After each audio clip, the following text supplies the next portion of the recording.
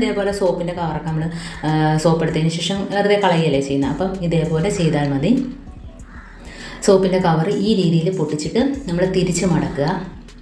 എന്നിട്ട് നമ്മൾ സാരി ആണെങ്കിലും ഏത് ഡ്രസ്സ്, കുഞ്ഞുങ്ങളുടെയൊക്കെ ഡ്രസ്സാണെങ്കിലും അതിൻ്റെ ഇടയ്ക്ക് ഇതേപോലെ വെക്കുകയാണെങ്കിൽ നല്ലൊരു മണമായിരിക്കും. നമ്മൾ അലമാര തുറക്കുമ്പോഴും ഡ്രസ്സ് ഇടുമ്പോഴും നല്ല മണമായിരിക്കും. ബാഡ് സ്മെല്ലെല്ലാം ഒഴിവാക്കിയിട്ടുകയും ചെയ്യും.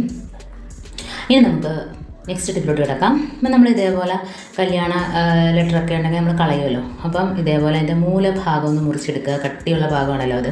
അപ്പം നമ്മുടെ കുട്ടികളുടെ ബുക്കിലാണെങ്കിലും അതുപോലെ നമ്മൾ വായിക്കുന്ന ബുക്കിനകത്തൊക്കെ പെട്ടെന്ന് അടയാളം വെക്കണമെങ്കിൽ ഇതൊന്ന് മൂലഭാഗത്ത് ഇതേപോലെ ഒന്ന് വെച്ച് കൊടുക്കുകയാണെങ്കിൽ നമുക്ക് പെട്ടെന്ന് ബുക്ക് മറിക്കുമ്പോഴത്തേന് തന്നെ നമുക്കതിൻ്റെ അടയാളം കിട്ടും. നമ്മൾ ഏത് ഭാഗത്താണോ നമ്മൾ വായിച്ചിട്ട് വയ്ക്കുന്ന ആ ഭാഗത്ത് ഇതേപോലെ അടയാളം വെക്കുകയാണെങ്കിൽ നമ്മൾ മടക്കി വെച്ചാൽ പോലും നമുക്ക് തുറക്കുമ്പം പെട്ടെന്ന് തന്നെ നമ്മൾ വെച്ച ഭാഗം നമുക്ക് കിട്ടും.